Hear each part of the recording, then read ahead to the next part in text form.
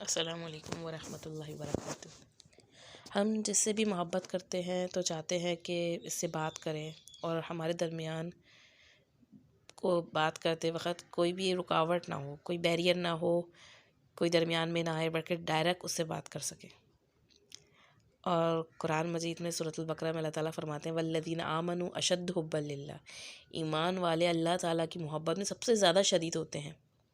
ان کے دل میں سب سے زیادہ محبت کس کی ہوتی ہے؟ اللہ تعالیٰ کی ہوتی ہے۔ تو اللہ تعالیٰ سے محبت ہے، لیکن اللہ تعالیٰ کی بات، اس کا کلام سمجھنے کی ضرورت نہیں ہے ہمیں۔ مطلب یہ ہمارا ریلیشن شپ اللہ تعالیٰ کے ساتھ کیسا آئے گا؟ ایک ادھورا آئے گا، کیونکہ ہمارا اس کے کلام کے ساتھ وہ کنیکشن ہی نہیں ہے۔ آپ دیکھیں دنیا میں ہم جب آئے تو ہمیں کیا کوئی زبان آتی تھی؟ نہیں، لیکن جہاں ہم پیدا ہوئے وہاں سے سن سن کر وہ زبان سیکھ گئے۔ جیسے کہ ہمیں اردو آتی ہے، اور جب ضرورت پڑی، اہمیت کا اندازہ ہوا تو ہم نے انگلش سیکھ لی۔ تو کیا اللہ تعالیٰ ہماری زندگی میں کوئی اہمیت نہیں رکھتے کہ ہم اس زبان کو بھی سیکھیں جس میں رب نے کلام فرمایا؟ تو آج ہم یہ بات کر رہے ہیں کہ ہم قرآن کیوں سمجھیں، کیوں سیکھیں، عربی کیوں سیکھیں قرآن کی۔ آپ دیکھیں جتنے بھی انبیاء آئے وہ اللہ کا پیغام لے کر آئے، اور اللہ تعالیٰ نے ان کو ساتھ میں معجزہ بھی دیا کہ کچھ لوگ اللہ کے پیغام پر فوراً لبیک کہیں گے، لیکن ہر ایک اللہ تعالیٰ کے پیغام کو فوراً نہیں مانے گا۔ تو ایسے لوگوں کا معجزہ دکھائیں تاکہ ان کے دل مطمئن ہو جائیں۔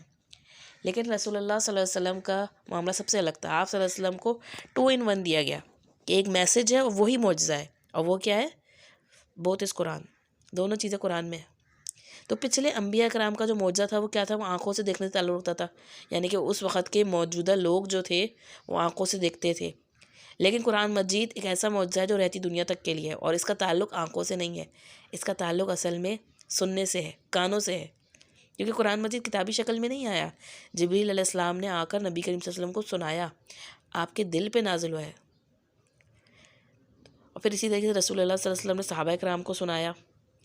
تو اگر ہم جسٹ ریڈ کر لیں ٹرانسلیشن قرآن کی، تو may be we just capture some of message but not reach to miracle.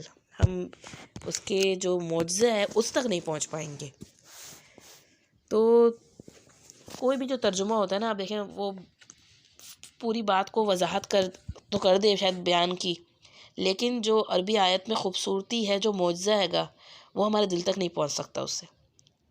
کیونکہ قرآن مجید میں آتا ہے تنزیل من رب العالمین علی قلبک، یہ رب العالمین کی طرف سے نازل کردہ ہے گا آپ صلی اللہ علیہ وسلم کے دل پر۔ تو جس طریقے سے ہم دیکھتے ہیں اقبال کی پوئٹری آئے گی یا شیکسپیئر کی پوئٹری ہے، ان کی نظم شاعری ہے، اگر ان کو ٹرانسلیٹ کر دیا جائے انگریزی میں اقبال کو یا پھر شیکسپیئر کو اردو میں، تو اس کی مطلب اٹ لاس اٹس بیوٹی، وہ اپنی بیوٹی کھو دے گا۔ میسج تو پہنچ جائے گا، لیکن یہ تو جسٹ اے ہیومن اسپیچ، ایک انسان کے کہیں بھی بات ہے آئیں گی، اللہ کا کلام کا کہاں مقابلہ۔ تو اللہ تعالیٰ نے خود اسے فرمائے گا 11 مرتبہ قرآن مجید میں فرمایا کہ ہم نے اس قرآن کو عربی زبان میں نازل کیا ہے لعلکم تعقلون، تاکہ تم صحیح سے سمجھ سکو۔ وزڈم ہے قرآن کی، وہ اصل میں عربی میں ہی ہے کہ جب تک ہم عربی کو سیکھیں گے نہیں، اور عربی سیکھنا جو ہے انفیکٹ جو لوگ اردو بولنے والے ہیں ان کے لیے تو بہت آسان ہے، کیونکہ 65% ورڈز جو ہیں گے ہمارے قرآن میں وہ اردو سے ریلیٹڈ ہیں گے، اردو زبان میں یوز ہوتے ہیں گے، وہ الفاظ جو ہیں گے نا، اس کی شیپ ہمارے لیے سمجھنے میں کوئی ایسی دقت نہیں ہے۔ اور 20% جو ورڈز ہیں گے وہ ان کی ریپیٹیشن ہے، اتنی ریپیٹیشن ہے کہ ہر پیج پہ آپ کو وہ ورڈ مل جائیں گے، وہ پیور عربی ہیں بٹ لیکن وہ ریپیٹ ہوئے میں، اتنے ریپیٹ ہوئے میں کہ تکرار سن کے بندے کو سمجھ بھی آ جاتے ہیں، یاد بھی ہو جاتے ہیں۔ صرف 15% ورڈس ہوتے ہیں گے جن کے اوپر حقیقت میں محنت کرنی پڑتی ہے گی، ان کو سمجھنا پڑتا ہے، ان کو اپنے اندر بٹھالنا پڑتا ہے۔ لیکن چونکہ یہ اللہ کی کتاب ہے، ہمارے خالق کا کلام ہے، اس نے 23 سال میں سے نازل فرمایا رسول اللہ صلی اللہ علیہ وسلم کے دل پر، اور سمجھیں اب جس علاقے میں نازل ہوا، اور جس قوم پہ جو ٹاپ پرائرٹی پہ مکہ والوں پہ اور عربوں پر، تو وہ اس وقت کے جاہل ترین اندھیروں میں ڈوبے ہوئے لوگ تھے، لیکن اللہ تعالیٰ نے ان کو اس قرآن کے ذریعے دنیا کا امام بنا دیا۔ اس قرآن کے ذریعے وہ لیڈرز بن گئے، اس قرآن نے ان کی زندگیاں بدل دی۔ کیوں؟ کیونکہ وہ قرآن انہیں سمجھ میں آیا۔ جب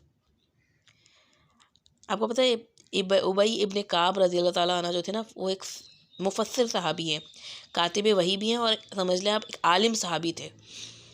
تو وہ دوسرے صحابہ کرام سے کہتے تھے، دوسرے جو صحابہ کرام تھے ان سے کہتے تھے اپنے بچوں کو عربی ایسے سکھاؤ جیسے قرآن حفظ کراتے ہو. یعنی جس طریقے سے تم بچوں کو اپنے قرآن حفظ کراتے ہو، قرآن کی میمورائزیشن پہ توجہ دیتے ہو، اسی طریقے سے ان کو اس کی عربک بھی سکھاؤ. کیونکہ قرآن کی عربک، حالانکہ آپ دیکھیں وہ سب صحابہ کرام جو تھے وہ سب عربی تھے، اس کے باوجود قرآن کی عربک سمجھنے کی، تاکہ ہمارے دل کے اندر کی گہرائیوں تک یہ پہنچے، ضروری ہے. ابی ابن کعب رضی اللہ عنہ سے ہی ایک دفعہ حضرت عمر بن خطاب رضی اللہ عنہ نے سوال کیا تھا کہ آپ مجھے ڈیفائن کریں تقویٰ، کہ تقویٰ کیا ہوتا ہے. تو ابی ابن کعب رضی اللہ عنہ نے جواب دیا کہ تم ایک خاردار جھاڑیوں میں جنگل کی گزر رہے ہو تو تم کس طریقے سے گزرو گے؟ تو حضرت عمر بن خطاب رضی اللہ عنہ نے کہا کہ میں اپنا دامن کو بچاتے ہوئے، اس کو دیکھتے ہوئے گزروں گا کہ کہیں کانٹے دار جو جھاڑی ہے گی وہ میرے دامن میں اٹک نہ جائے، میرے کپڑے پھٹ نہ جائیں. تو سمیٹ کے گزروں گا کہ مجھے تکلیف بھی نہ ہو اور میں راہ بھی گزر جاؤں. تو ابی ابن کعب نے کہا یہی تقویٰ ہے کہ ہمیں زندگی ایسے گزارنی ہے کہ بچتے بچاتے آگے بڑھنا ہے صراط مستقیم پر، گناہوں سے اور اللہ کی نافرمانیوں سے.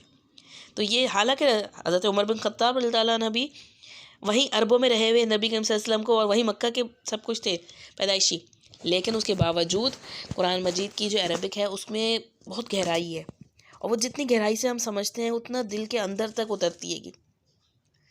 تو ہم جب پڑھتے ہیں نا نبی کریم صلی اللہ علیہ وسلم کی حدیث، خیرکم من تعلم القرآن وعلمہ، کہ تم میں سے بہترین وہ ہے جو قرآن کو سیکھے اور اسے سکھائیں. تو ہم کیا سمجھتے ہیں صرف تجوید اور حفظ اس میں آتا ہے گا کہ اچھی طرح تجوید سے اس کو پڑھنا سیکھ لیں اور اس کو میمورائز کر لیں، حفظ کر لیں، بچوں کو حفظ پہ لگا دیں. لیکن میں نے آپ کو بتایا نا کہ میریکل آف اللہ جو ہے، جو معجزہ ہے گا اس میں، اس کا تعلق کس سے ہے گا؟ اس کا تعلق سننے سے ہے، ہیئرنگ سے ہے. یعنی کہ جب ہمارے کان میں وہ پڑھ رہا ہو تو وہ ہمارے دل تک جا رہا ہو، ڈائریکٹ ہماری سمجھ میں آ رہا ہو اللہ کا کلام. اور بدقسمتی سے ہم سنتے ہیں لیکن معجزے کو سمجھ نہیں پاتے. حالانکہ اس وقت کے جو کافر تھے وہ بھی بعض وقت راتوں میں آ کر کعبہ کے پردے میں چھپ جاتے تھے کہ چھپ کے سنتے تھے، حالانکہ مان نہیں رہے تھے. وہ کچھ کافر جو تھے وہ مان نہیں رہے تھے، لیکن اس کے باوجود ایک ایڈکشن تھی ان کے اندر کہ انہیں اچھا لگتا تھا نبی کریم صلی اللہ علیہ وسلم جو قرآن پڑھتے تھے وہ رات کو آ کے چھپ کے سنتے تھے. دن میں اتنی آپ صلی اللہ علیہ وسلم کی مخالفت کرتے تھے لیکن کہیں لوگ نہ دیکھ لیں، رات میں آ کے چھپ کے سنتے تھے. تو ہم دراصل کہتے ہیں نا کہ ہم کیا کریں، ہماری تو نمازوں میں خشوع نہیں آتا. کیسے آئے گا نمازوں میں خشوع؟ اصل میں نماز میں مین چیز کیا آئے گی کہ ہمیں قرآن کی تلاوت جو کرنی ہے، جب نمازیں پڑھتے ہیں تو اس کو سننا ہے گا غور سے. قرآن مجید میں ایک آیت ہے گی، اس سے پتہ چلتا ہے گا یہ بات. الم یأن للذین آمنوا ان تخشع قلوبهم بذکر اللہ، کیا ایمان والوں پر اب بھی وہ وقت نہیں آیا کہ ان کے دل ڈر جائیں اللہ کے ذکر سے، اللہ کا ذکر سن کے ان کے دل ڈر جائیں. تو جب قرآن شریف کی آیت پہ اٹینشن ہی نہیں ہوتی ہماری، تو پھر ہمیں کیسے ہماری دل میں خشوع آئے، نماز میں خشوع آئے گا؟ تو اصل چیز یہی ہے کہ جب تک ہم قرآن سے تعلق نہیں ہوگا ہمارا، سمجھیں کی کوشش نہیں کریں گے، تو جب تک ہماری نمازیں بھی اس طرح بہتر نہیں ہو سکتی، تب تک ہمارا اللہ تعالیٰ کے ساتھ بھی ریلیشن شپ جو ہے گا وہ اس لحاظ سے نہیں ہو سکتا. اور قرآن مجید میں خود قرآن کے بارے میں آیا لقد یسرنا القرآن للذکر فہل من مدکر، البتہ تحقیق ہم نے اس قرآن کو آسان کر دیا ہے، تو ہے کوئی سیکھنے والا؟ اللہ تعالیٰ فرما رہے ہیں کہ ہم نے اس کی لینگویج کو آسان کیا ہے گا، تو سیکھنے والا تو بنے.